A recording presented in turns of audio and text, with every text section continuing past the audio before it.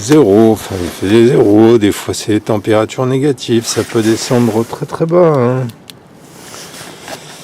Jusqu'à moins 20. Tiens, là, il y a un beau ciel là. Vous voyez quand même, hein, c'est beau. Puis il y a le massif de Sancy là. Ça c'est beau, ça, on le voit pas bien à la caméra, mais il fait nuit parce que le soleil il commence tout juste, enfin la lumière commence tout juste à apparaître maintenant. Il n'y a pas d'électricité, il n'y a pas d'eau courante, il n'y a pas de bois, là je suis en train de voir pour faire le feu. J'ai récupéré un peu de bois là, je vais essayer d'en récupérer d'autres, il y a un poêle. Là il s'encrasse vite, hein. On commence à avoir de la lumière là. On commence à voir un peu mieux comment c'est dedans.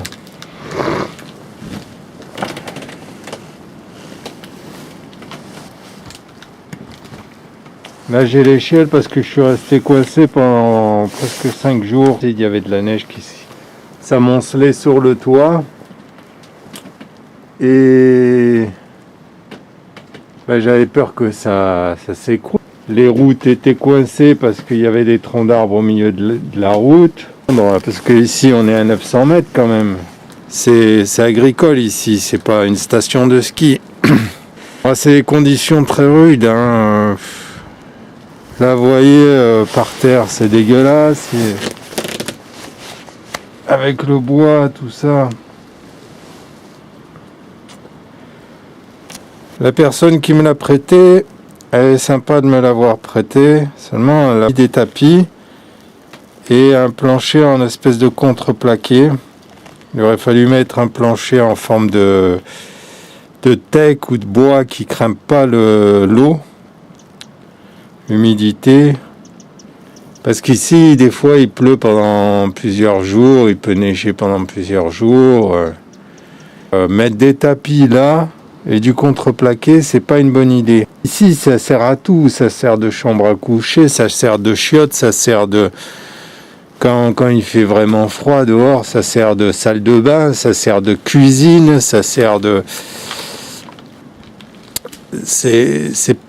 Donc il faut que ce soit fonctionnel, il ne faut pas qu'il y ait de superflu. Ici, il neige, il faut aller au fonctionnel, il faut... À l'essentiel, c'est suffisamment dur comme ça.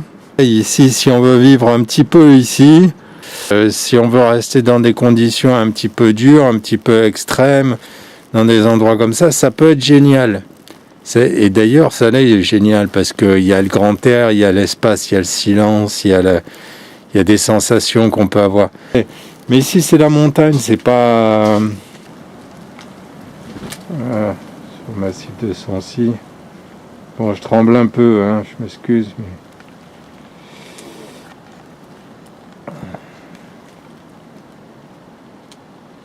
Au moins du lino, aux endroits où on se déplace régulièrement pour aller chercher de l'eau, pour la rentrée, pour chercher du bois, pour le rentrer parce qu'il pleut.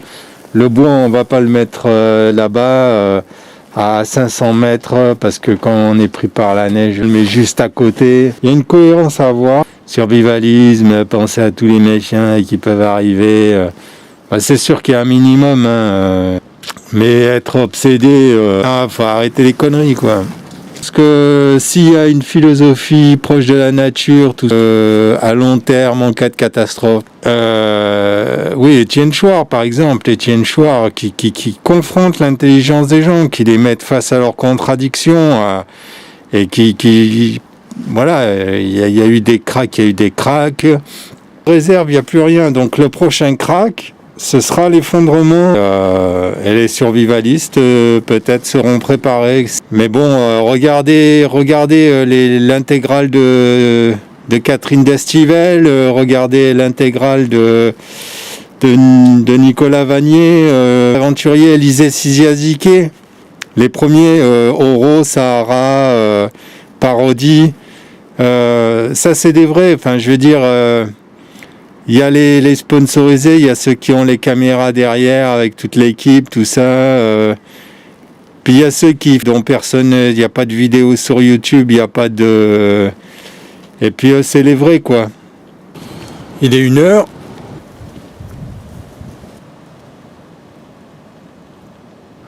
On est mardi jusqu'à jeudi, il paraît qu'il va faire beau. Un coup. Et là, ça s'est complètement arrêté, ça fait 15 jours. Mais bon, bah là, il y a un peu de lingettes, un peu de papier, des trucs, des bougies, là aussi, j'ai des bougies, des gourdes, de l'eau, des réserves d'eau, ça sert à rien, mais c'est à la personne qui est à la yourte que j'aimerais bien virer parce que ça m'encombre pour rien. Ça, c'est des trucs que je vais ramener à la bagnole. Entre parenthèses, la bagnole, elle se trouve environ à 1 km d'ici. Donc là, je suis à 1 km à peu près de tout, quoi, de n'importe quelle habitation. Bon, la déco, c'est la personne qui a fait la yourte, hein, tout ça. Bon, moi, j'ai mis un peu de bois là. Là, j'ai mis ma petite table où je mange, je viens de bouffer. Un peu quelques réserves, un peu de café, tout ça, c'est moi qui l'ai organisé, ça c'est à moi. Ça, c'est la personne qui est à la yourte, mais qui est pas là, qui habite ailleurs, voilà. Et tout ça, ça m'encombre, quoi. Je voudrais le virer parce que de quelle utilité? J'ai un casque de moto, j'ai de quoi comment dire, tout ça c'est à moi là. Ça c'est des vestes. Hein.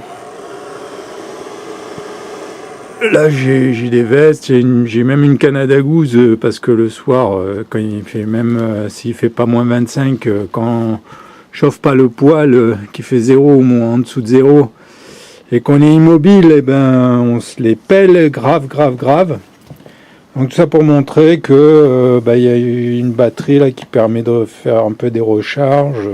Voilà, vous montrerai un peu peut-être pour montrer, vous voyez, faire des espèces de revues sur du matos que j'ai là, de vestes, de sacs, de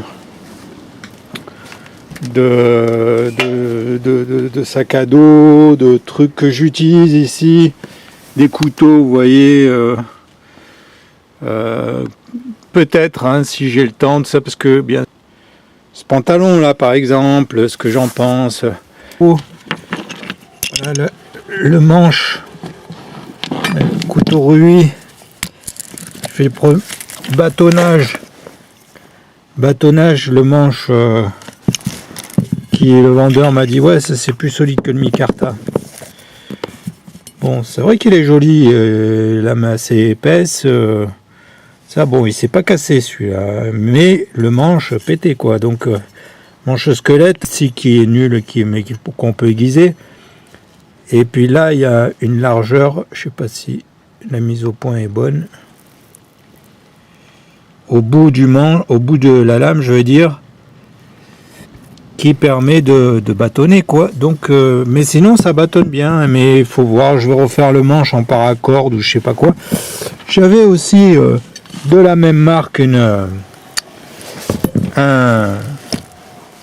espèce de cucri, là, les Népalais. Premier bâtonnage, 2 coups de bâton, allez paf, tac. Bon, si j'ai le temps, je scierai comme fait chier parce que c'est beau. Puis bon, on paye ça pour la pointe, garder la pointe, en faire quelque chose. Mais bon, voilà. Je teste marque pour la fiabilité. Surtout, ne vous laissez pas séduire par le prix et par l'esthétique qui est, c'est vrai, qui est beau. Voilà, prenez plutôt des trucs un peu plus chers, mais classique, grand classique. Avec ça, vous êtes peinard. Hein, il n'y a pas de problème. Le Tom Brown.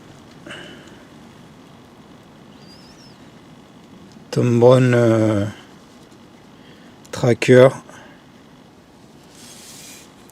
Bâtonnage, tout ça là. Là, vous êtes peinard. Là, c'est pareil pour cet après-midi. Mais c'est pour montrer un peu, pour avoir une trace. Hein, quand je serai plus là, quand je partirai de cet endroit, j'y vais, je vous laisse. À plus tard.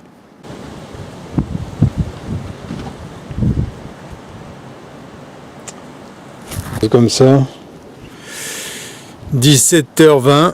Ça, je vous livre mes réflexions un petit peu à la va-vite, un peu dans le désordre, tout ça.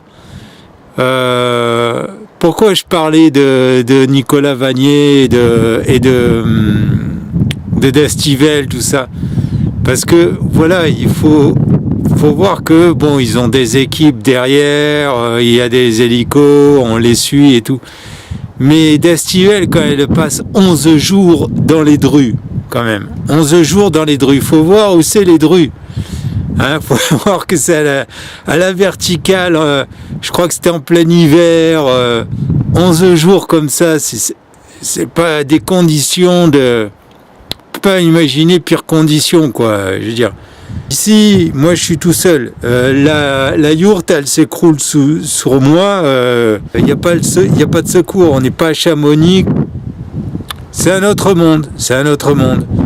Et si vraiment ceux qui parlent de survivalisme, de survie, d'effondrement économique mondial, ils se rendent vraiment pas compte, quoi, parce que il suffit qu'ils fassent expérience de partir dans des endroits sauvages comme ça, avec leur matos. Voilà, là, dans la forêt, comment ils font pour l'eau, pour rester propre, pour se raser, pour bouffer, pour trouver la bouffe, etc. Et pour trouver l'énergie, pour parler, pour filmer, pour la caméra, etc. La vraie philosophie, ceux qui font pas de pipotage, c'est ceux qui font de la permaculture.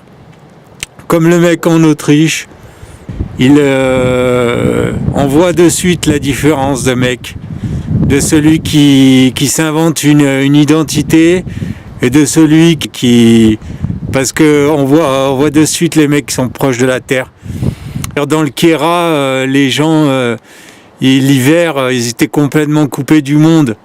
Dans les Alpes, il y a plein d'endroits, en Savoie, en Auvergne, tellement coupés du monde qu'il y a par endroits, il y a la consanguinité, il y a voilà, l'autarcie, c'est pas le survivalisme qu'il a inventé, quoi.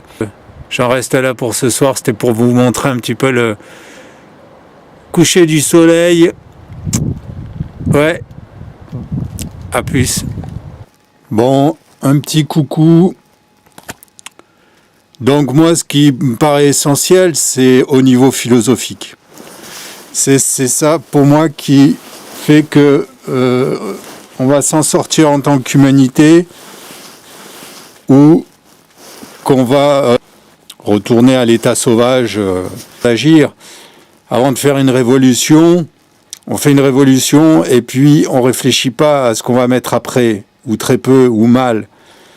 Et finalement, le régime qui remplace le régime qu'on a renversé par une révolution, et ça s'avère pire que celui qui était avant, ou équivalent, ou en tout cas pas mieux, quoi. Hein. Donc il faut réfléchir, et réfléchir, c'est au niveau philosophique. Le peuple, la masse, n'a pas les outils intellectuels pour comprendre Bourdieu, pour comprendre tout le travail qui a été fait par les philosophes, par les sociologues, Donc moi, l'essentiel je me concentre là-dessus. Éducation populaire, c'est comme apprendre un alphabet pour pouvoir parler, pour pouvoir utiliser des mots, pour pouvoir communiquer, pour pouvoir dialoguer. Je vois. Donc là, j'ai mis une autre batterie que j'avais en réserve. Il a commencé à neiger un peu en septembre. Un jour, il a neigé, je vous montrerai, je dirais par exemple, je ne sais pas si je vais le faire là. Top. Voilà comment c'était une journée en septembre.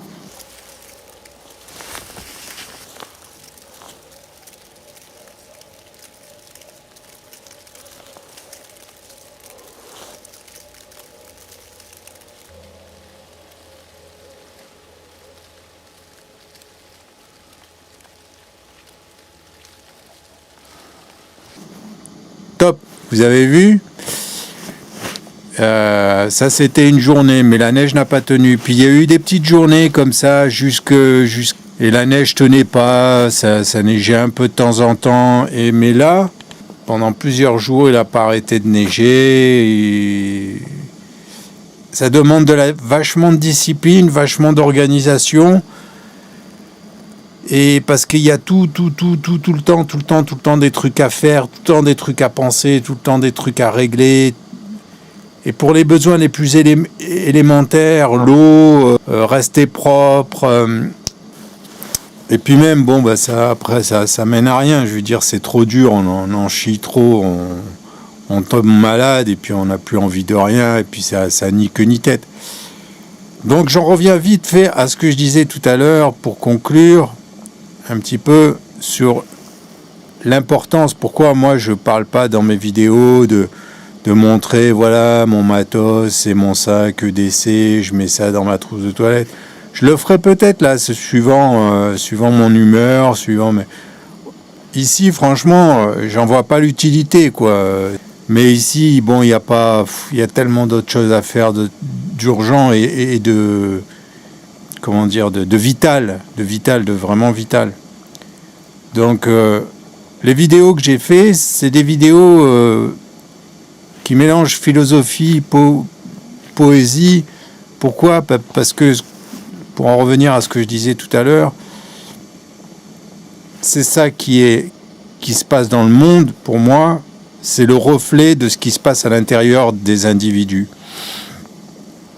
Et pourquoi la philosophie ? Parce que la philosophie n'exclut aucun savoir. C'est une vue d'ensemble.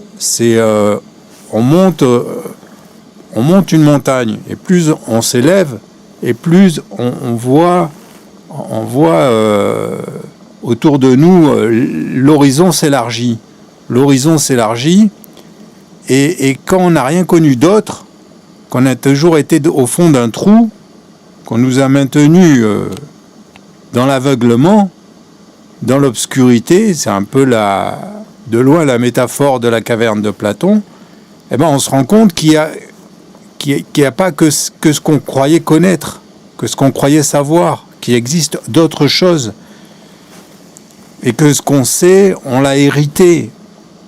Les idées qu'on a eues, qu'on croit, qu'on s'est appropriées, qu'on croit avoir découvert tout seul, elles sont déjà en germe à une époque donnée, déjà dès l'Antiquité. Et c'est pour ça que je parle d'éducation populaire, qui pour moi me paraît la chose essentielle. Je répète les noms, vous regarderez sur YouTube, Franck Lepage, en économie, parce que on vit une époque sans précédent dans l'histoire de l'humanité, phénomène de mondialité, de mondialisation, de globalisation. Étienne Chouard, mais il y en a d'autres, lui il va vous envoyer en direction d'autres personnes, comme Bernard Friot, ou je crois que c'est Bernard. Je sais pas, Paul Viridio aussi est intéressant d'une certaine manière.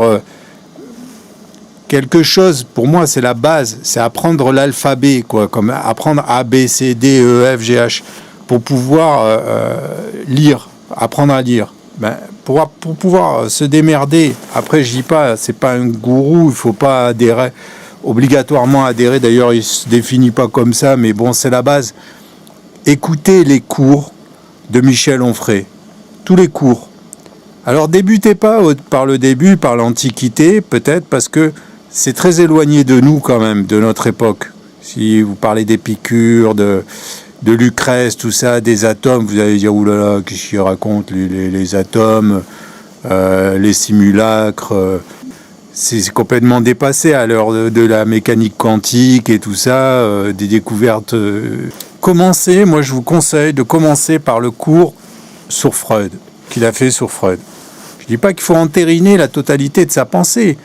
Lui, son but, après il a sa pensée, il a sa philosophie, il a écrit ses bouquins où il défend sa philosophie, à lui, ce qu'il pense. Moi je suis plutôt d'accord avec lui, avec pas mal de choses, pas avec tout, mais avec beaucoup de choses. Mais voilà, commencez par ça. C'est pas, ça va vous donner envie par les cours sur Freud. Il y a 2 volumes, 2 coffrets de CD audio. C'est la version orale des cours écrits. L'Université populaire de Caen. Vous allez vous marrer. Vous allez, à des moments, vous allez vous surprendre en train de rigoler. Et je suis sûr qu'il y a des moments où vous allez carrément être pris de fou rire comme les gens qui écoutent, tellement que il y a de l'humour, que c'est joyeux, que le savoir, c'est pas ce qu'on vous a enseigné à l'école, c'est pas forcément rébarbatif. Il n'y a pas forcément l'enjeu de montrer qu'on est plus fort que le voisin, et on fait pas ça pour avoir une position sociale, pour frimer dans les soirées du Rotary Club. On fait ça, c'est utile, ça a une utilité. Ça a une utilité pratique, fonctionnelle. Maintenant, que le peuple soit plus éduqué, plus fin, qu'on ait plus de discernement. Voilà, ça c'est la base. C'est la base. Une fois que vous aurez écouté les cours sur Freud, que vous aurez pris goût, que ça vous aura commencé à vous ouvrir les yeux, que vous aurez compris qu'il y aura des lumières, des petits spots là qui vont s'éclairer dans votre cerveau, peut-être après vous aurez la curiosité, la patience d'aller voir Étienne Chouard, d'aller écouter les conférences d'Étienne Chouard, d'autres, d'aller voir Franck Lepage, et puis eux vont vous envoyer dans les directions. Et peut-être de lire Nietzsche, et peut-être si vous avez la possibilité de lire les cahiers de Lerne sur Nietzsche, de lire les bouquins de Yanis Constantinides, des trucs plus pointus après. Pourquoi ? Parce que c'est simplement réfléchir avant d'agir, pour ne pas recommettre toujours les mêmes bêtises du passé, de pas l'histoire qui recommence tout le temps. Pourquoi ? Parce qu'on réfléchit pas avant d'agir, parce que on pourra jamais améliorer les Anonymous, les indignés, tout ça, c'est bien.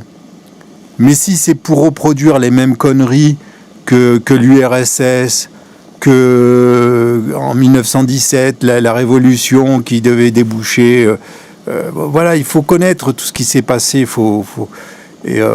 Quelque part, avec sa contre-histoire de la philosophie, Michel Onfray, il passe en revue tout ça, mais depuis l'Antiquité, c'est un travail énorme, c'est un travail remarquable ce qu'il fait.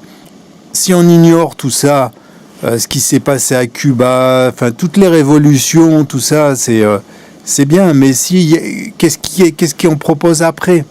Et pour ça, il faut se documenter, il faut avoir une capacité d'analyse, de compréhension, de discernement, de faire la part des choses, et ça, personne ne peut le faire à votre place, le peuple, parce que c'est fini les politiques. J'espère que vous aurez compris pourquoi moi je mets l'essentiel non pas dans la description de mon sac est encore durable, mais que je montre un peu la nature depuis que j'ai commencé, depuis que j'ai 17 ans, 16-17 ans à passer des moments dans la nature comme ça, à différents endroits, etc.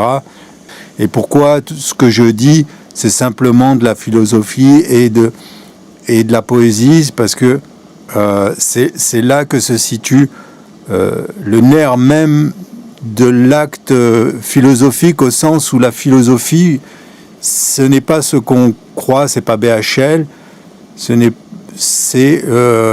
ça englobe tout, quoi. C'est la vie qui se réfléchit dans le miroir de votre conscience, c'est la vie elle-même qui se réfléchit dans le miroir de votre conscience, voilà. Et ça englobe tous les savoirs, ça n'exclut rien.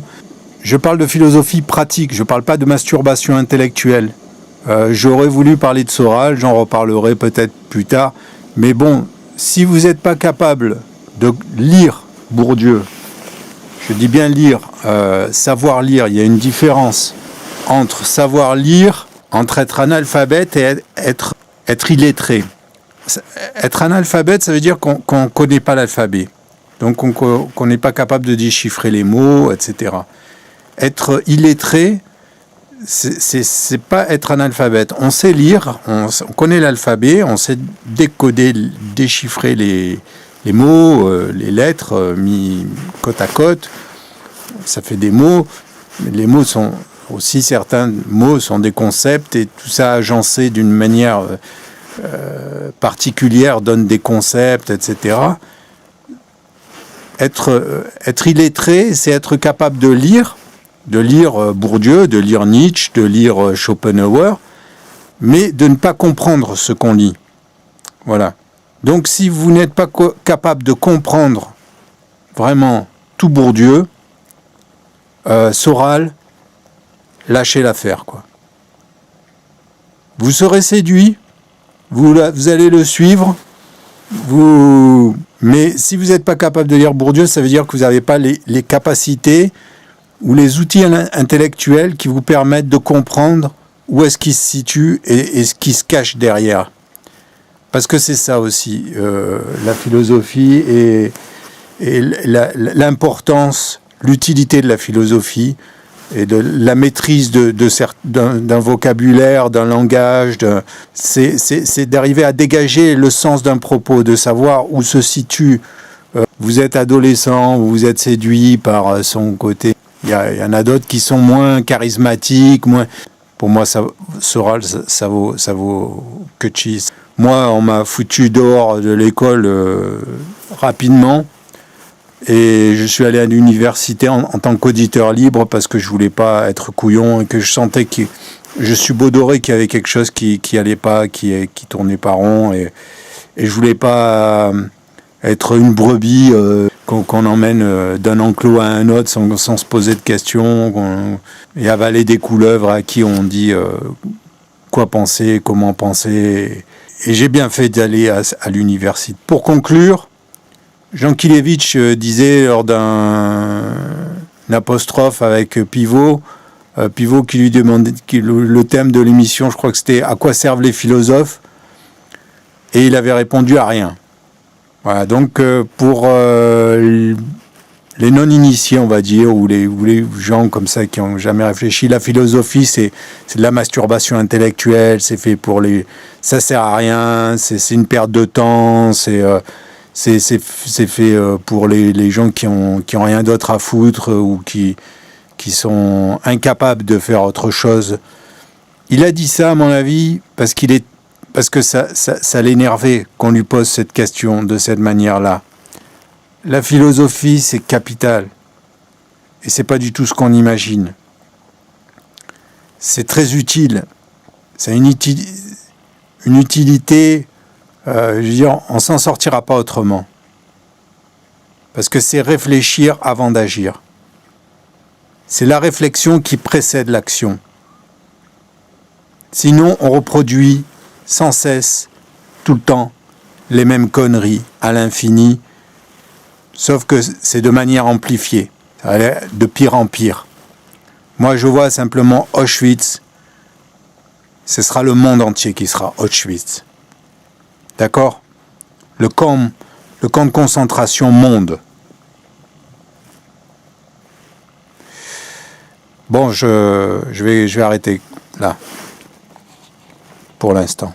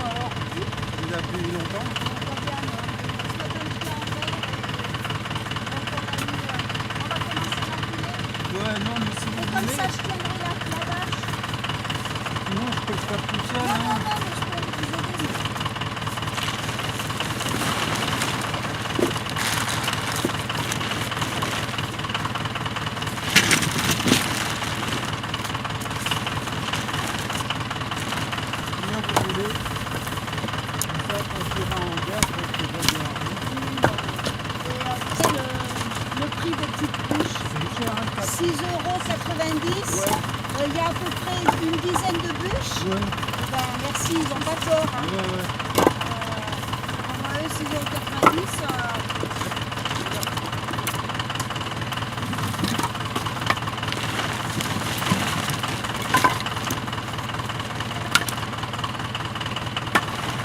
Aussi sous la loupe, là, parce qu'il y a quand même pas mal Oui, de c'est place. la fin.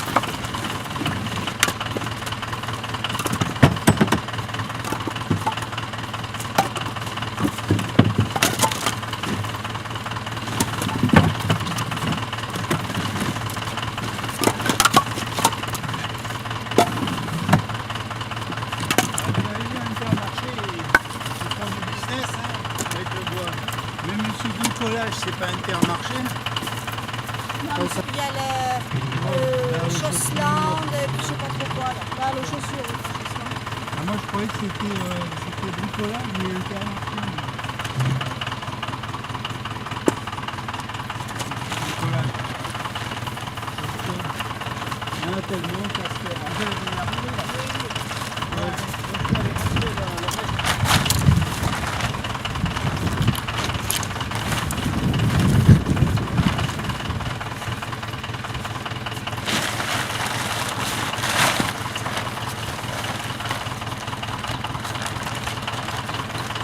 C'est là, d'accord, hein, sur la gueule. Oui. Sur la gueule.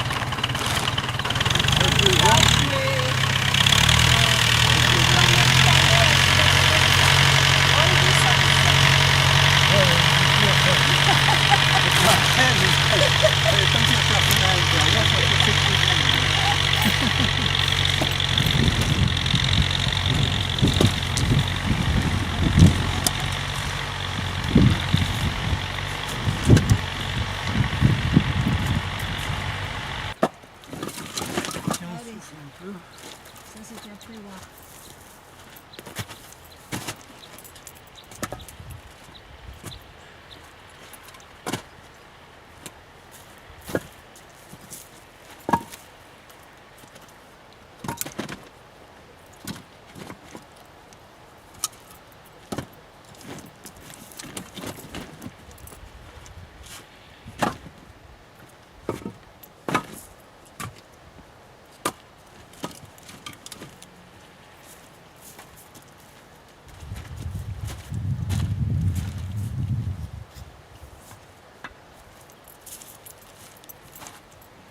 Il y en a plein. Il n'y a, pas que là. Hein. Mon frère, là, je suis sûr, là, sous des bâches, comment on appelle ça, sous des fougères, machin. Ouais. Je suis sûr qu'il y en a Même plein. là. Il y en J'ai a de vu, partout. là, il y en ouais, a ouais. là.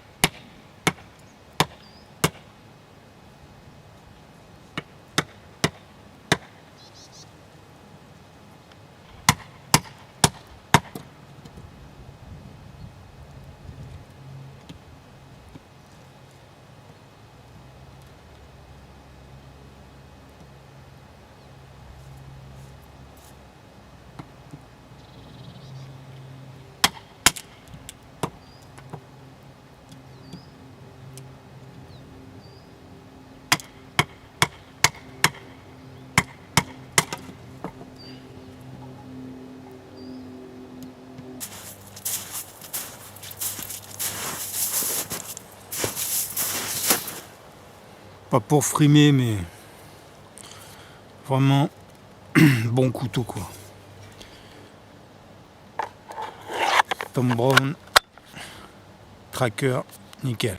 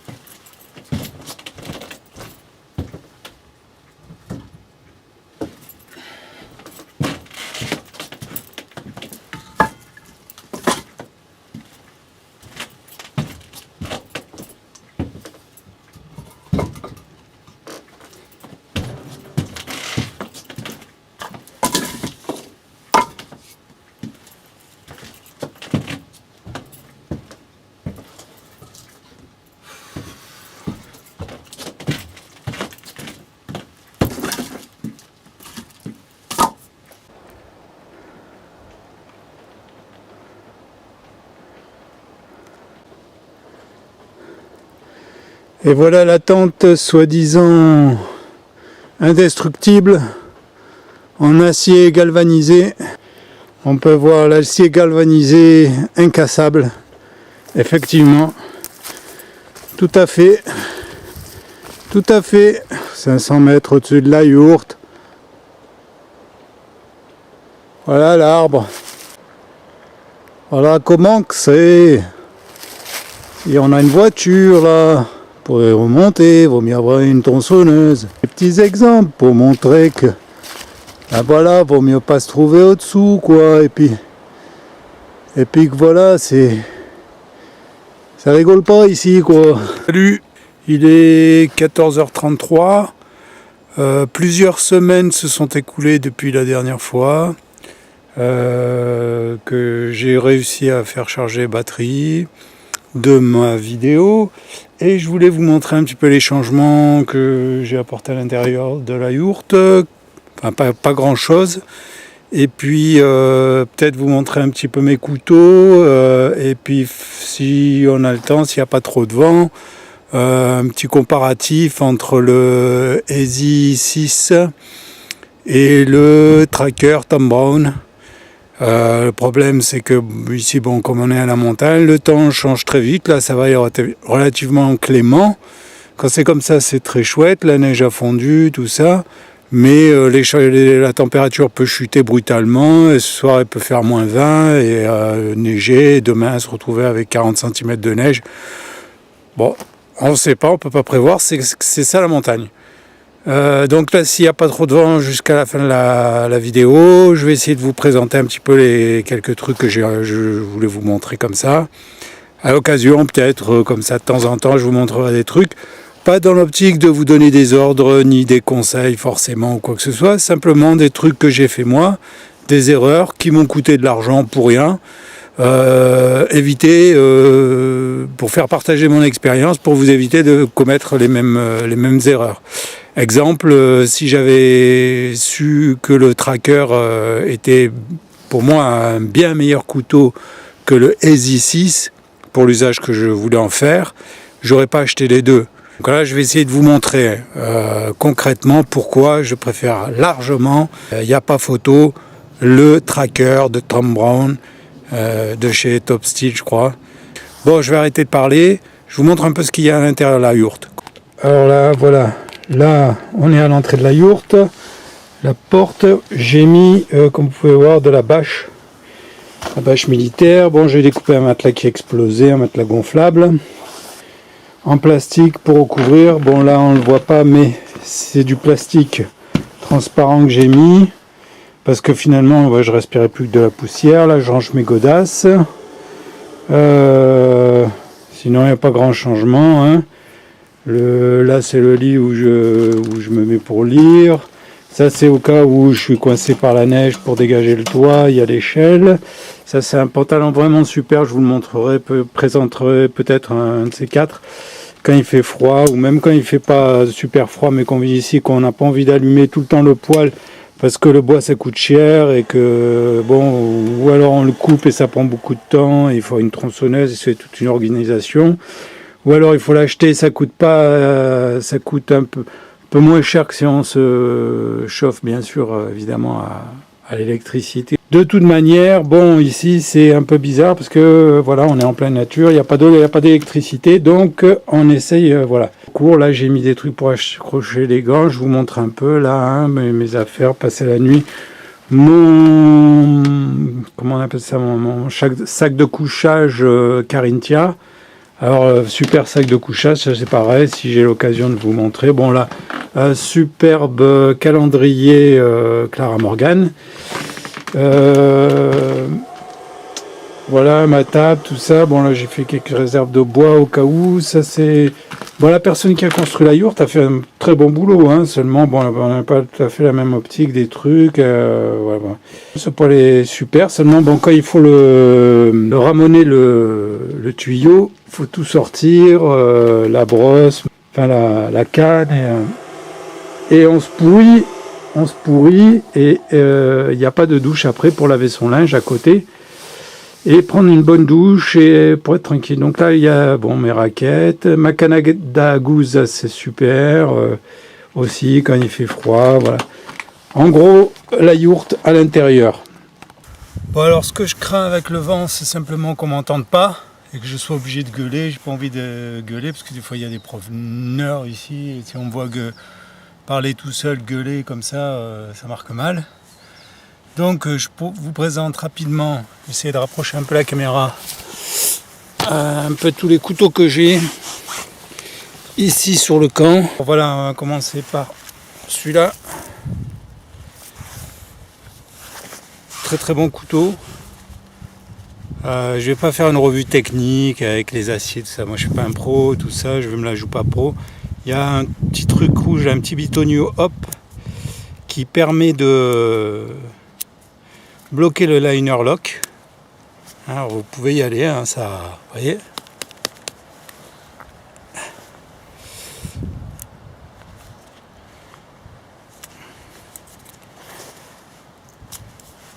Très très bon couteau, très solide, Extrema Ratio, made in Italy.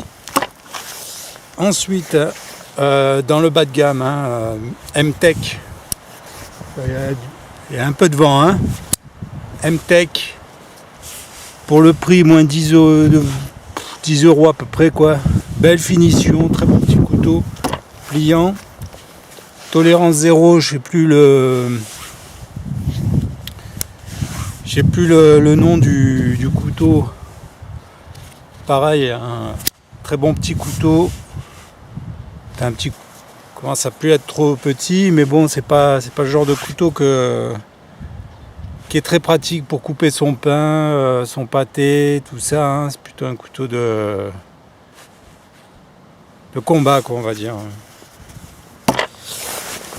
Il y a aussi, moi, je suis un inconditionnel du Spyderco. Delica 4. Spyderco Delica 4. Ça, pour moi, c'est le top du top. Je l'emporte partout. C'est mon canif, c'est mon petit bébé, c'est mon petit bijou. Il est toujours sur moi, c'est une prise en main idéale, super. N'importe comment, on peut. On peut tout faire. Voilà. Un petit truc, c'est que par rapport au Bird, j'ai un Bird qui est un peu pareil que lui. Voilà le Bird. J'espère qu'on m'entend quand même. Hein. Voilà le Bird. Pratiquement pareil. Petite différence, c'est qu'on peut l'attraper au niveau de l'index, où il y a un petit creux là. Alors, je vais vite parce que je vois la batterie là qui part et j'espère qu'on m'entend malgré le vent, qui est léger mais qui souffle souvent dans le micro et c'est très agréable. Donc voilà, petit Bird, on sent qu'il est beaucoup plus fragile, tout ça. Hein, Après, petit M-Tech aussi, c'est vraiment de, comment dire, bas de gamme, hein, mais c'est truc très pratique que j'ai acheté pour pas grand chose, hein, qui sert, je sais pas moi, qui peut servir pour plein de trucs. En tout cas, dont moi je me sers énormément. Voilà. Hop. Un chien vous attaque, un pitbull, présentez le bras, hop. Ça accroche comme un hameçon, ça coupe comme un cutter. Et à mon avis, si un American Staff, un barjo avec un molosse vous attaque, bien sûr c'est facile de faire le malin là, quand on est comme ça. Après quand on est en situation, ça n'a rien à voir. Mais à mon avis, il n'y a pas d'autre moyen. Ou alors vous êtes foutu, il vous bouffe. Et j'ai un ami qui est maître chien, un vrai maître chien qui est diplômé, qui était maître chien à l'armée, qui a un American Staff, qui a passé un diplôme aussi dans le civil, que c'est son vrai métier.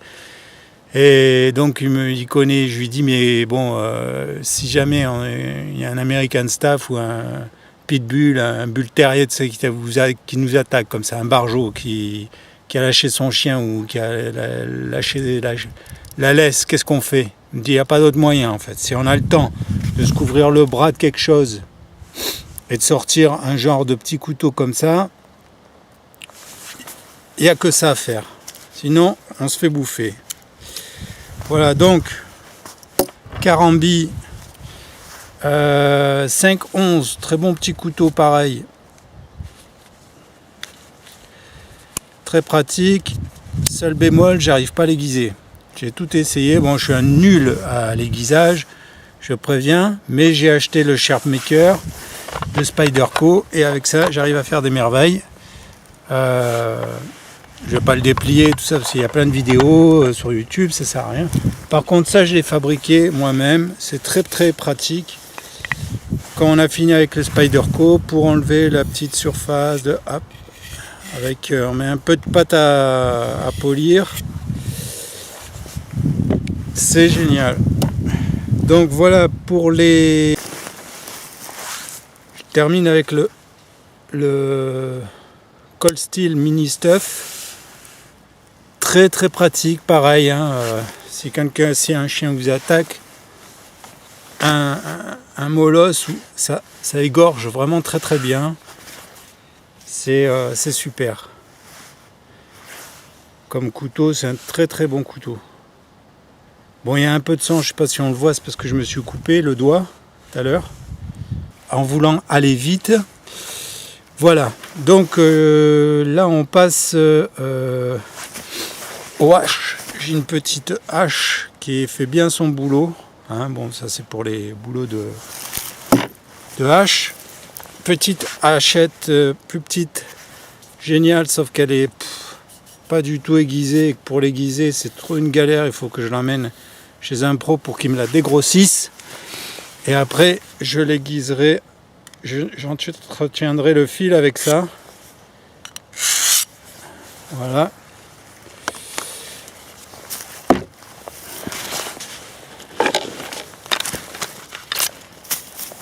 Petit katana très pratique. Là pareil, hein, pour entretenir le fil. Parce que j'ai bien niqué le fil.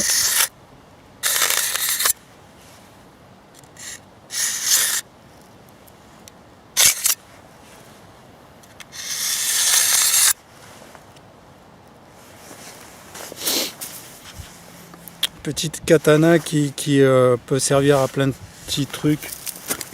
Lame fixe. J'essaye d'aller vite parce que je vois la batterie qui part très très vite. Alors lame fixe. Vous allez rigoler. Le Rambo. Très beau couteau. Belle esthétique. D'ailleurs c'est avec celui-là que je me suis coupé. Il coupe comme un rasoir. Bon, c'est un bel objet. C'est une réplique évidemment. Comment on appelle ça, le métal doit être pas tellement solide, c'est pas d'une seule pièce, donc pour le bâtonnage comme on voit au bout là, c'est pas terrible, hein, le bâton vient se planter, et puis surtout c'est que le manche il risque de vous rester dans la main et ça à côté. Moi je l'ai acheté pour le décoratif, l'aspect décoratif. Par contre, on peut s'en servir. Et on peut s'en servir, je pense essentiellement pour la chasse. Je pense que ça peut faire un très bon couteau de chasse. Parce que vu comme il coupe, vu comme il est pointu, si on tire sur un chevreuil, qu'on ne le tue pas sur le coup et qu'il ne peut plus bouger, il faut le tuer, il faut lui donner l'estocade. Et ce couteau là, à mon avis, ça doit bien pénétrer. Et pour aller au cœur, pour le tuer, et puis si on a besoin de le désosser ou de couper des morceaux pour le transporter, alors là il n'y a pas de problème. En plus c'est un acier, je crois que c'est du 440, donc vraiment facile à aiguiser. Voilà, pour la scie, je crois qu'elle sert vraiment à rien. La scie c'est juste du décoratif. C'est vraiment de la daube quoi, c'est que dalle. Peut-être à la limite faire des petites encoches je pense, mais bon, peu importe, on va pas s'étendre. En plus bon, à la chasse on sait jamais, si vous arrive un petit pépin ou n'importe quoi, il y a toujours le petit truc de survie là, bidon avec 3 pansements et 4 conneries qui peuvent être utiles.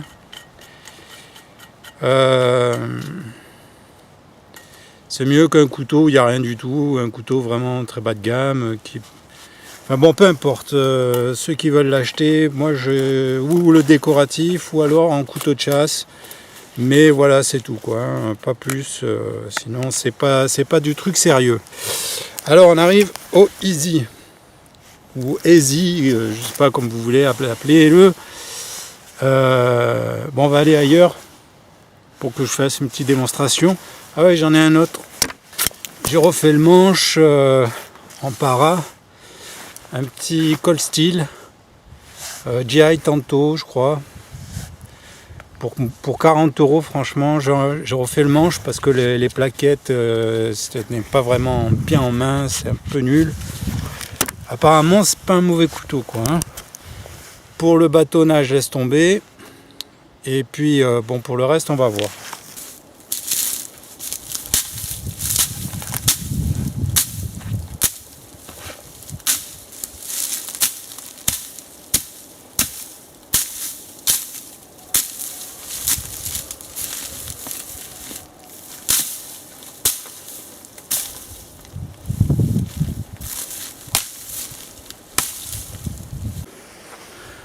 Alors on va voir comment les deux lames fixes se comportent pour attaquer le bois. En même temps, je vais en profiter parce que comme ça, ça va me permettre de couper un peu un genêt par exemple qui m'emmerde un peu, qui est une grosse base. Donc avec une cisaille, c'est pas évident. De toute façon, il faudrait des tronçonneuses, mais bon, après bon. Pas là pour parler de ça, on va essayer de voir comment ça attaque ça. Hein, je vais essayer de placer la caméra. Voilà, alors je sais pas si on voit bien. C'est du genêt, hein, Easy 6. Comment ça attaque le bois? Pas trop mal, hein, mais le problème c'est que, comme vous pouvez le voir, cette manche, il glisse. Alors ça m'énerve parce que bon, le Easy 6, je vais me faire incendier parce que vu la réputation, mais bon, regardez ma main, hein, je lâche un petit peu des doigts, ça part, hein, ça part. Bon. Ça reste un très bon couteau quand même, c'est du haut de gamme, tout ce qu'on veut.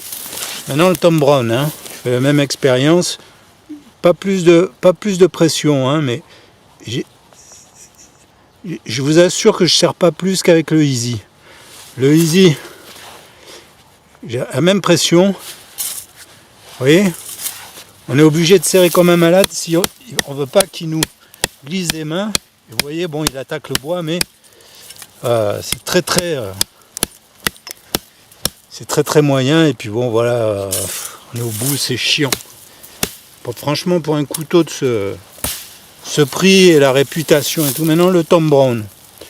Hein, déjà en main, on le sent beaucoup mieux, hein, beaucoup plus lourd, beaucoup plus On sent que c'est du vrai couteau, ça, c'est du couteau. Il n'y a pas photo, hein. Vous voyez, je sais pas si vous le voyez à l'œil nu, mais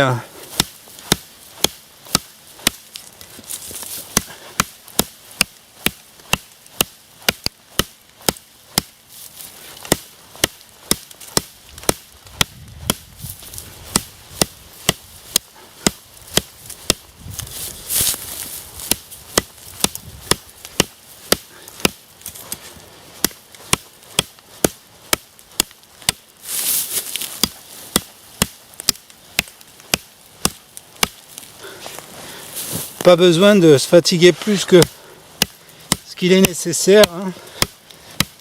Dans ces cas-là, on cherche l'efficacité.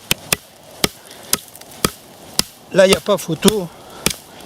Le Thom Browne est bien supérieur pour un prix équivalent.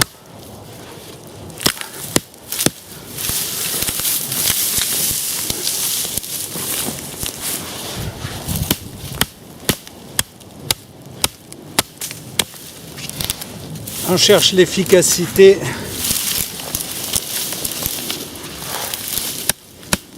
Le Easy à côté, on est obligé de serrer, ça glisse des mains, on a l'impression d'avoir un jouet à la place.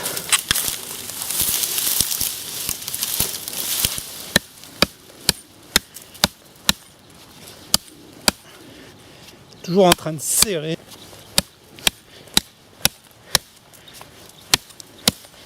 Sans hésitation, hein.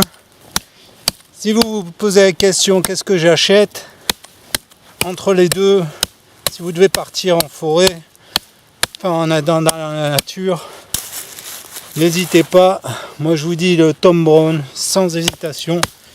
Ne gaspillez pas votre argent avec les Easy ou Easy rat de coutellerie, ce que vous voulez. Ça c'est du couteau. Vrai couteau.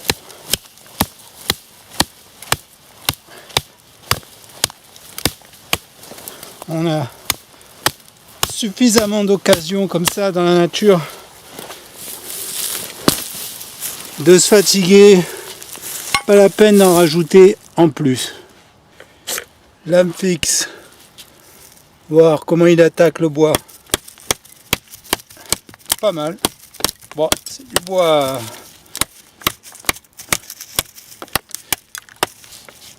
Facile, hein, du bois sec et tout. Tient pas trop mal en main. C'est du bois qu'on casse comme ça, hein, c'est pas. Mais bon, pour 40 €, franchement, et puis il est solide, quand on voit les wheel steer à presque. À mon avis, il n'y a pas grande différence, hein. Et qui coûte 200 et quelques euros, et lui 40 €. Bon, c'est vrai que c'est made in China. Peut-être que je serai déçu à la longue. On verra.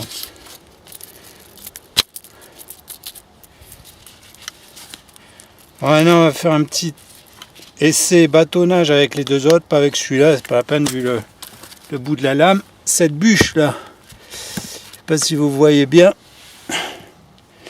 est un peu grosse à ce niveau-là, là, pour entrer dans le poêle.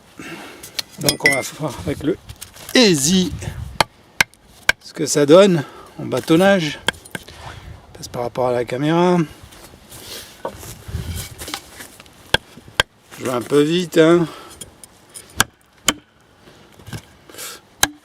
J'allais pratiquement bloqué, quoi.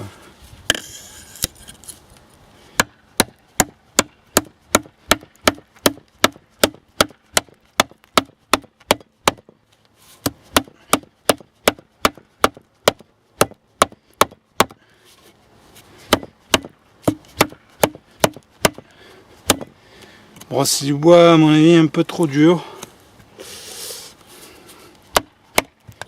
Un peu trop dur pour le bâtonnage. On va quand même essayer avec le Thom Browne. Comme vous pouvez voir déjà, Il y a des petites scies, à mon avis ça sert à faire plutôt des encoches, vous voyez. Si vous faites des pièges sur des petits avec de la para, où vous avez besoin de faire des petites encoches. Ce bois ne s'y prête pas bien, mais c'est pas fait pour scier un tronc d'arbre, hein. Faut pas rêver. C'est plutôt à mon avis que pour ça, et ça gêne absolument pas pour le bâtonnage, hein. On va essayer, voir si ça donne un meilleur résultat que le Easy, ou si c'est vraiment le bois qui est plus dur. Déjà, j'ai l'impression qu'il attaque mieux le bois. Il attaque... Ouais bon, j'ai cassé mon note.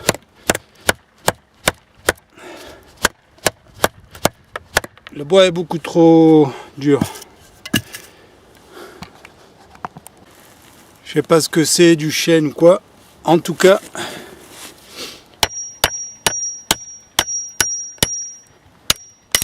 Voilà. Quand même, ça coupe, hein, Tom Brown. Un peu plus large là, pour être sûr que c'est pas un coup de chance ou... Voilà, ça coupe. Le Tom Brown. Vous voyez que c'est vraiment, ça c'est un vrai outil ça. On va essayer un petit peu de faire la même chose. Voilà. Avec le Easy.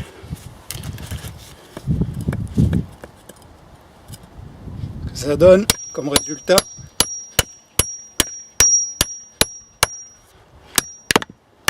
Moins pratique, hein, vous voyez, j'ai déjà... On voit bien que c'est beaucoup moins pratique, hein, quand même. C'est relou, quoi. Le Easy, bien moins foutu.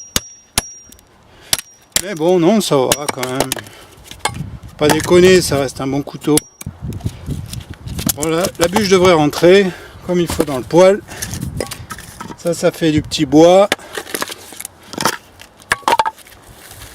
Ah, une bûche super chiante parce qu'il y a des nœuds.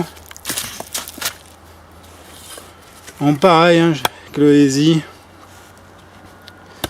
Normalement avec des haches ou des tronçonneuses, hein, mais là c'est un peu pour tester.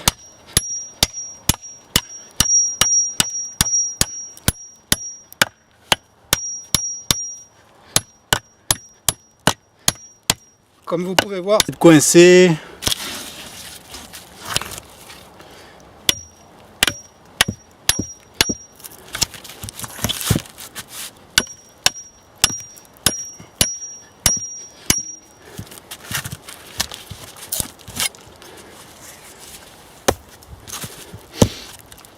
Maintenant on va voir avec le Tom Brown.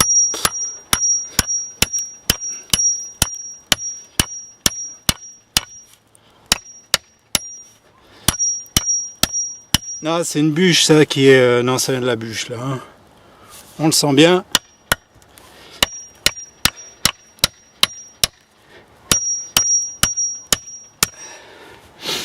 Ça c'est une bûche qu'il va falloir travailler si on veut la...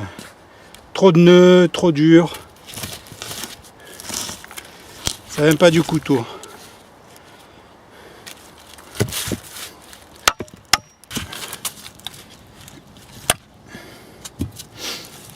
On va voir avec la hache si on obtient un meilleur résultat.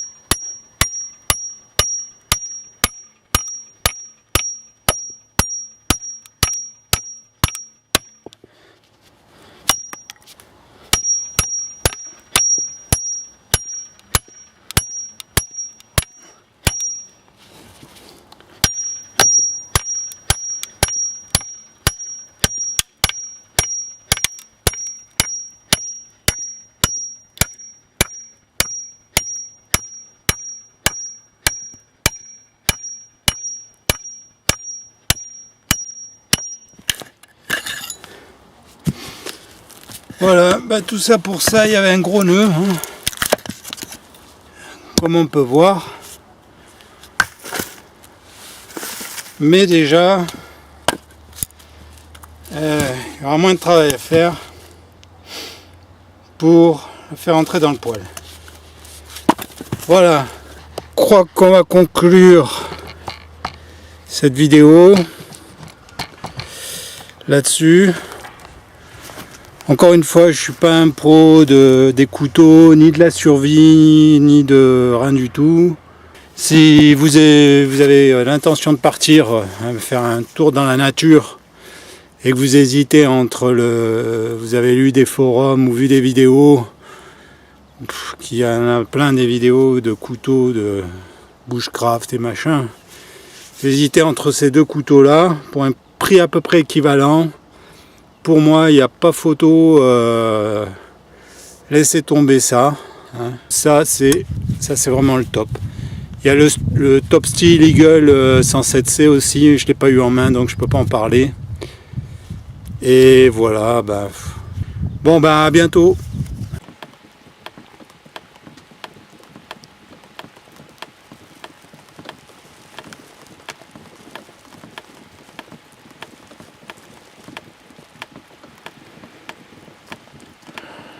Bonjour, et bien voilà le temps qu'il fait depuis quelques jours.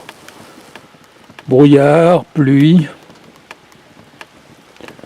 Là, la pluie s'est un peu calmée. Ils annoncent de la neige dans les prochains jours. J'espère que ce ne sera pas la grosse neige comme on a eu la dernière fois. Donc c'est pas un déneigement des routes au goudron.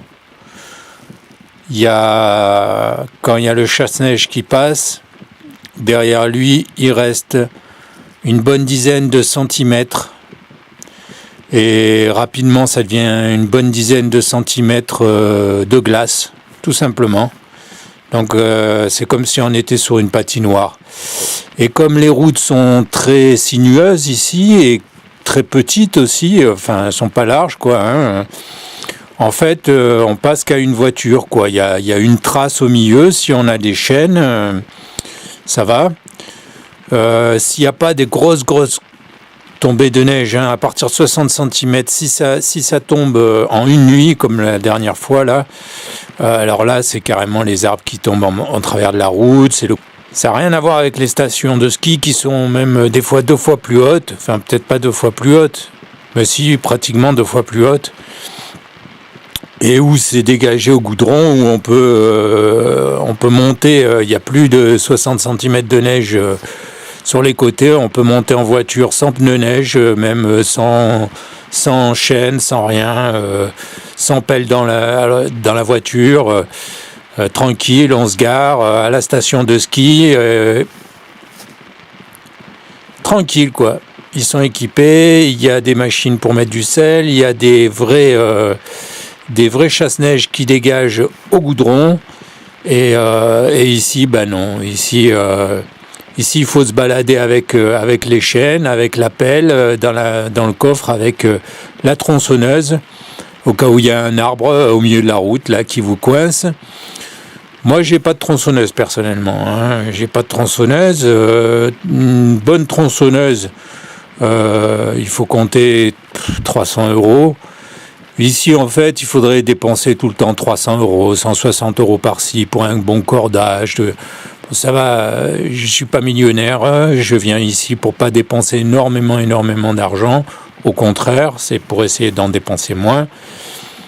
Il faut un 4x4, il faut... Bon, j'espère qu'on verra pour la neige. Allez, à bientôt.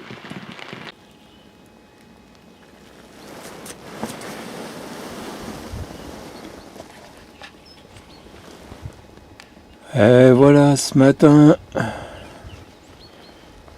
quelques petits flocons quand même. Pas la grosse neige. Tant mieux, hein, moi je préfère, dis donc.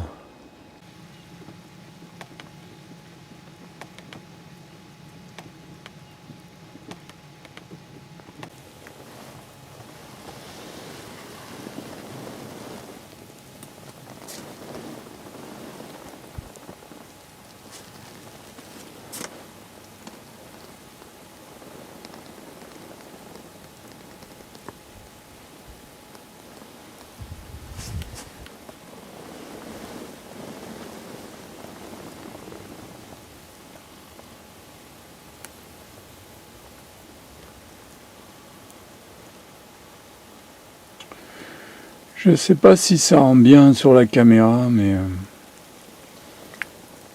voit bien la neige là quand même. Hein.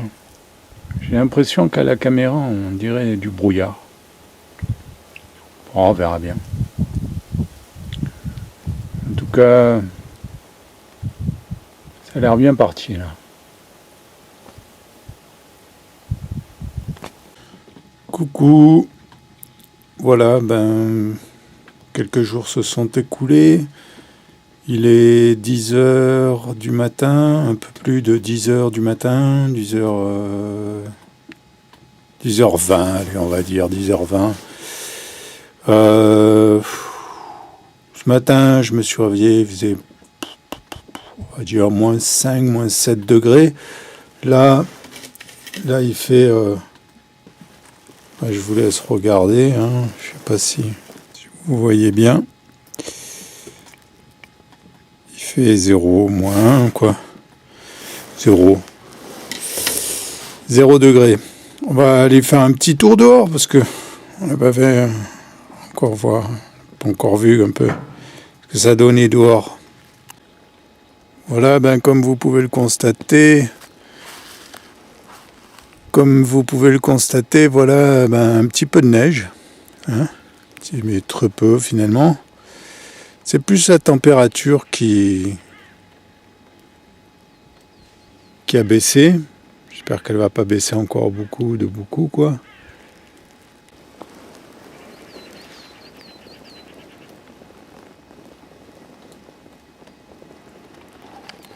Alors, cette petite cabane là que vous voyez, c'est le propriétaire qui l'a construit. Et c'est la cabane à chier. En fait, ce sont les chiottes, quoi.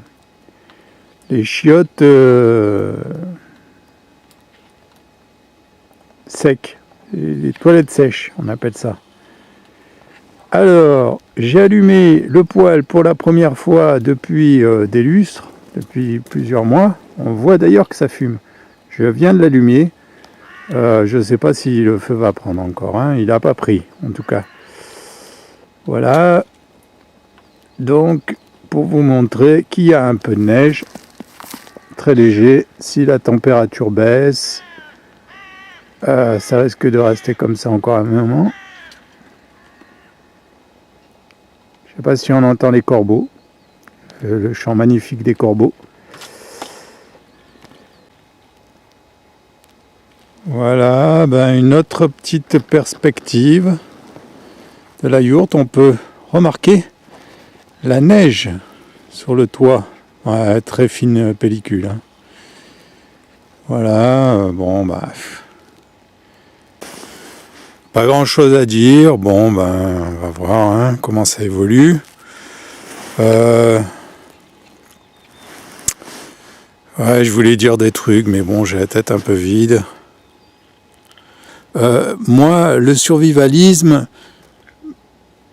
c'est pas aussi simple que ça. Hein. C'est que la mode, là, on surfe sur la mode. Quoi, c'est la mode en ce moment, le survivalisme. Il y a plein de vidéos, tout ça. Mais quand on fait l'expérience sur le terrain d'essayer de vraiment survivre, déjà il y a l'usure, la lassitude au bout d'un certain temps. De vivre au quotidien, dans le froid, dans l'inconfort, dans plein de choses. Par rapport à mes couteaux, c'est que je vais vous montrer l'utilisation pratique. Là-bas, il y a tout un tas de branches, donc il faudrait que je coupe des branches sèches pour faire du bois pour allumer le poêle. Donc ça, c'est les hachettes, les petites haches, les couteaux, usage pratique quotidien. Pas la démonstration que j'ai faite la dernière fois, là. Après, tous les petits couteaux, c'est pour vous montrer que mes couteaux, voilà, et que vous dire que ce sont des bons couteaux, ouais. Certains sont très bons, d'autres, j'ai dit, je vais pas me répéter. Si jamais vous avez besoin de vous acheter un couteau et que vous savez pas quoi acheter, là je vous ai montré une petite gamme et puis vous pouvez faire votre choix Et je vous ai dit à peu près ce que ça valait, quoi, hein, sans entrer dans les détails. Il y a d'autres vidéos, d'autres mecs qui sont plus experts que moi en couteau, spécialement en couteau. Voilà. Il y a un peu de soleil, j'en profite.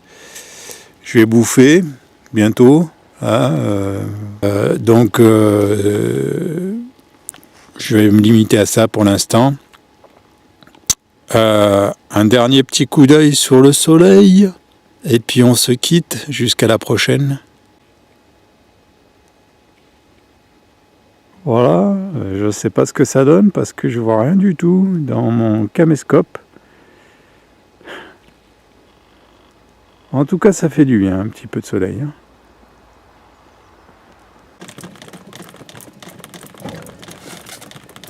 La neige fond. La température augmente. Pourvu que ça dure. Alors je suis toujours avec cette lampe frontale là. C'est parce qu'à l'intérieur de la yourte, il n'y a pas beaucoup de lumière, on va dire. Pour peu que ce soit un petit peu ombragé, qu'il y a quelques nuages, ça fait vraiment comme si on était dans une grotte. Donc si on veut pas trop galérer, ben les bougies ça coûte cher. Mais bon, il y a la lampe à gaz aussi, mais il y a les cartouches, ça coûte cher. La lampe frontale, évidemment, ça c'est indispensable, parce que sinon on voit que dalle. Et puis bon, ben c'est pareil, les piles, ça coûte cher. Donc c'est pour ça que tout ça c'est des questions. Moi j'ai pas de réponse. Hein. Je pose des questions par rapport aux survivalistes qui font ceux qui ont tout compris et tout ça. Ouais, le jour où tout s'arrête, les piles, il n'y en a plus. Il n'y a plus d'usines pour en fabriquer, elles ont toutes fermé. Voilà. Si je porte un regard critique sur la vie que je mène ici, les difficultés que je rencontre, ce n'est pas pour le simple plaisir de me plaindre, de me lamenter sur mon sort. C'est dans l'optique de mettre en évidence, en relief, les difficultés auxquelles on est confronté dans ce type de situation. Réellement. Certains, ou si on écoute certains gourous du survivalisme, je ne citerai pas de nom, ce qui nous attend, c'est l'effondrement économique planétaire, ce qui n'est pas une prévision des survivalistes. Beaucoup d'économistes, des universitaires, des gens très sérieux.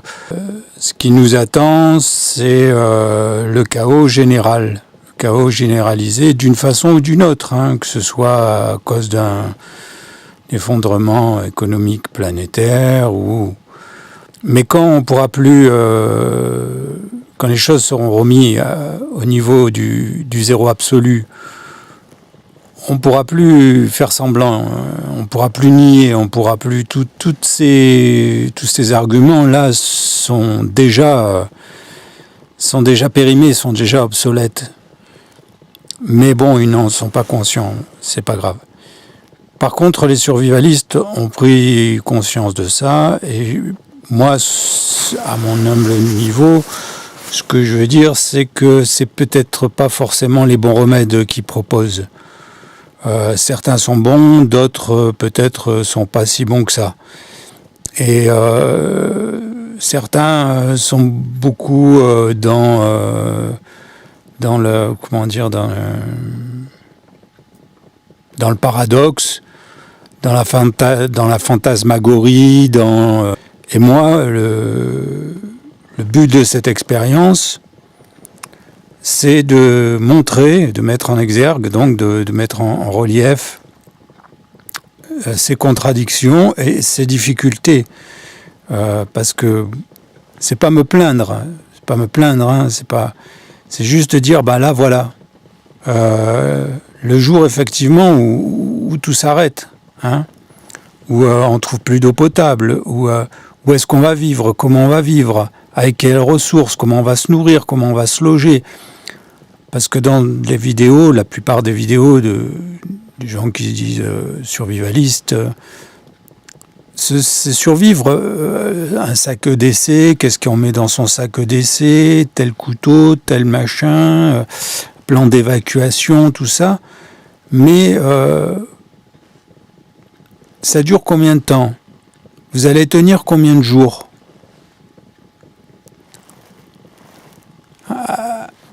Moi, ce que je fais là, c'est voir combien je tiens.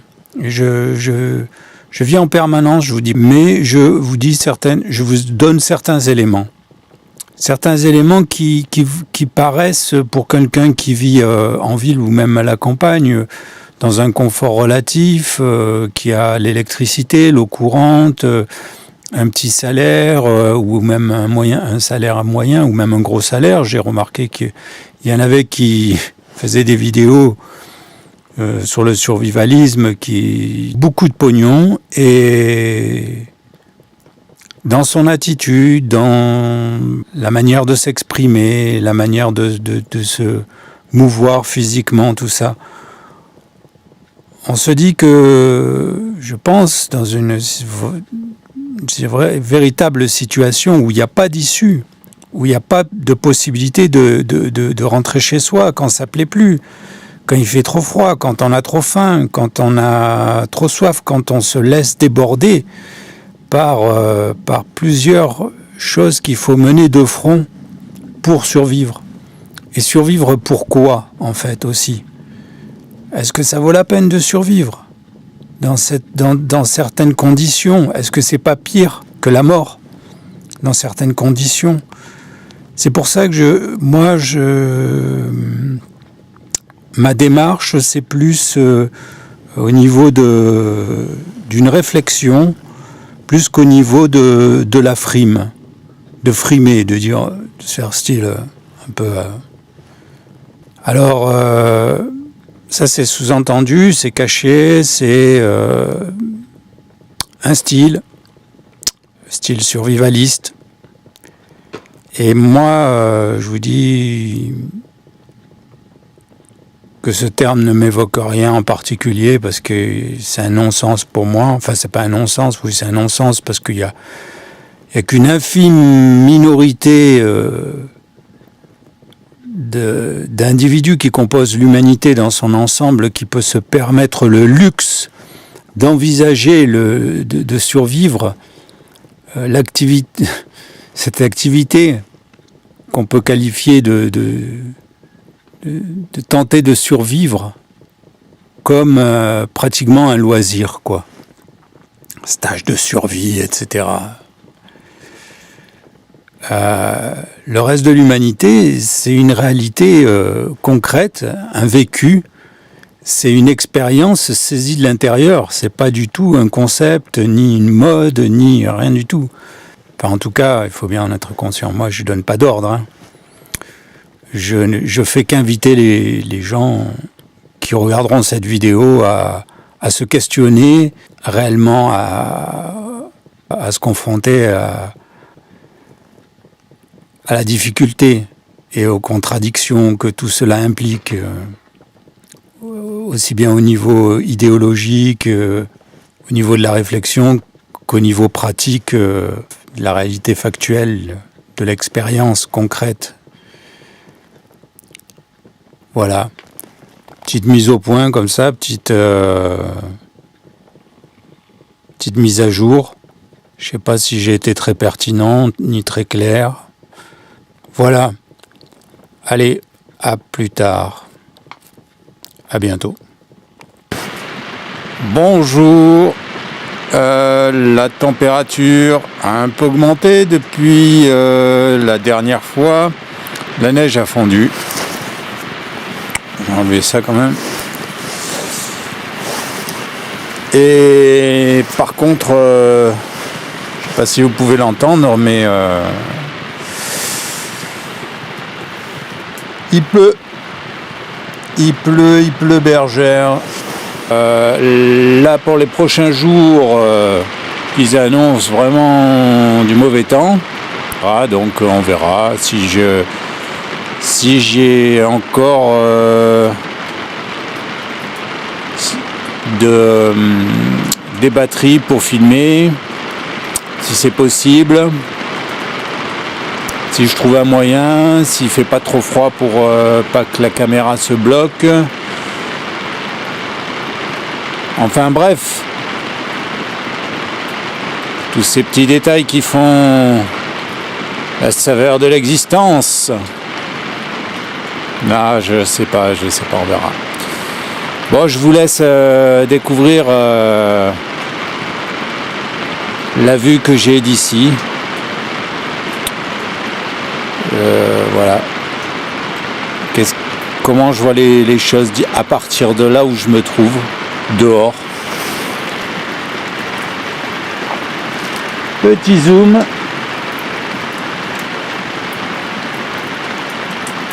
Et en effet, on voit pas grand chose. À part peut-être qu'il pleut, quoi, hein, mais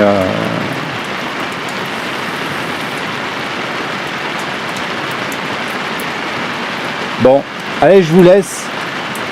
À plus tard. À bientôt.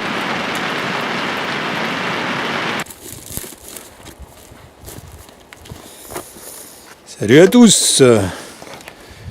Eh bien, aujourd'hui, comment je suis habillé? Voilà, là, il y a mes chaussures, par exemple.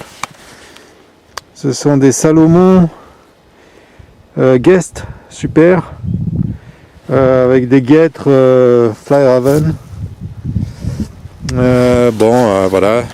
Petite parenthèse pour dire que je suis allé acheter recharge batterie universelle pour recharger la batterie de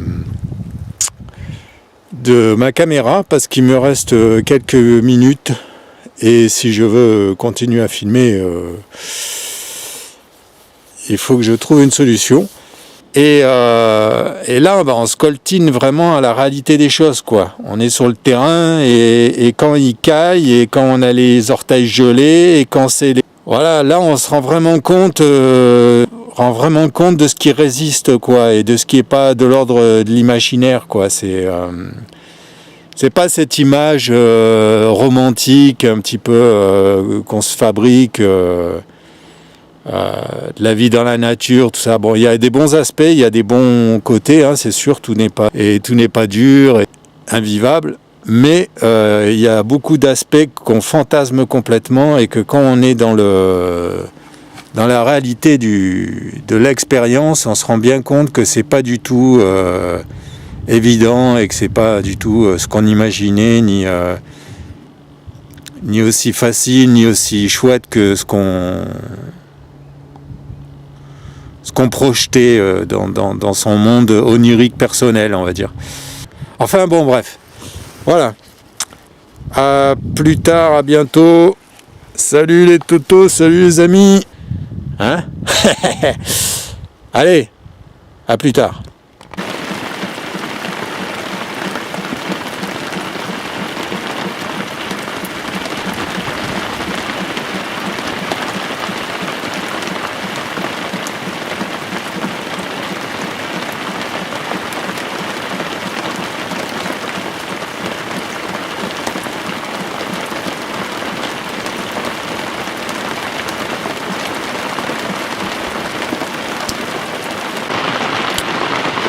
Ah ouais, il pleut, mais on dirait qu'il y a de plus en plus de flocons de neige. De toute façon,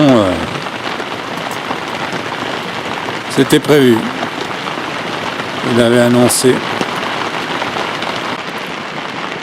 Ce qui m'embête, c'est que la recharge, l'appareil pour recharger les batteries du caméscope, ça n'a pas l'air de marcher vraiment, quoi. apparemment, ça recharge pas grand chose.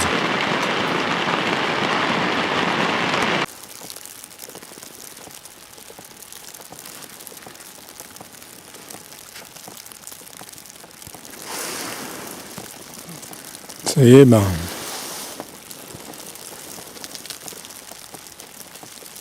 On dirait bien que c'est parti là. C'est.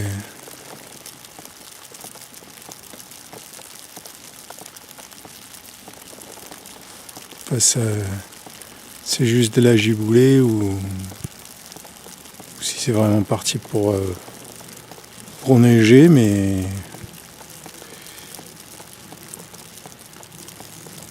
là c'est de la neige là.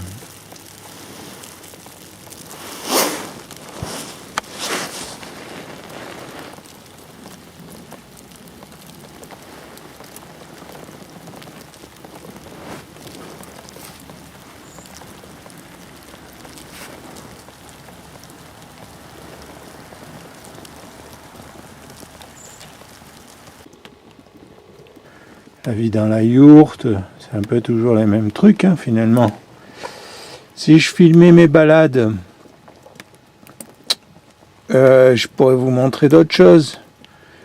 Mais le truc, c'est que par rapport au son, c'est pas évident. Et si je voulais faire un truc un peu genre montrer une expérience dans la nature, comment ça se passe au quotidien, la vie au quotidien dans la nature.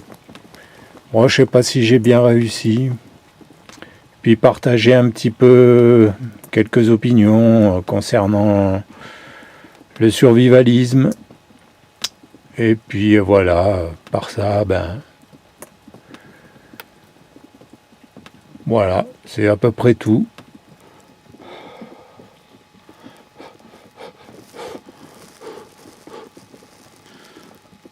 Je vais vous montrer mon petit lit douillet, parce que je vais pas tarder à aller me coucher. Petit lit, mon petit lit douillet. Voilà.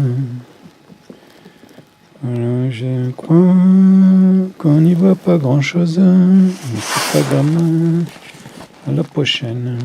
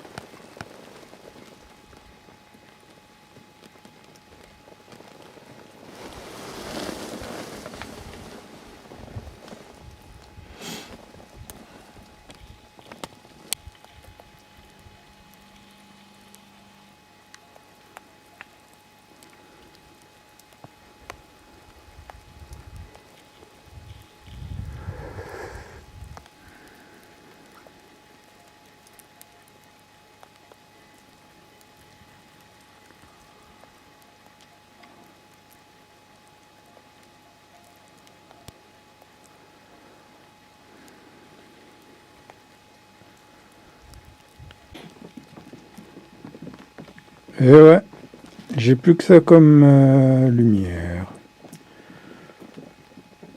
Les bouteilles de gaz sont vides. bouquine un petit peu. Il y a toujours des trucs à faire, on s'ennuie pas. Et puis, bon, ben, quand je peux, je bouquine. Et toujours pas allumé le poêle. Mais peut-être que je vais l'allumer. Je l'ai allumé l'autre jour pour voir si ça marchait bien. Apparemment, il n'y a pas de problème. Ça marche bien. J'ai mon stock de bois. Voilà. Je sais pas vraiment si je vais continuer cette vidéo là. Peut-être que je vais arrêter là et que je continuerai à filmer et en faire une autre. Je sais pas. En tout cas, bon, je dis ça au cas où. Ça finirait maintenant, quoi. Et ben, si ça finit comme ça, et oh purée, ça c'est le miroir. Oui, donc allez, bye bye. Hasta luego.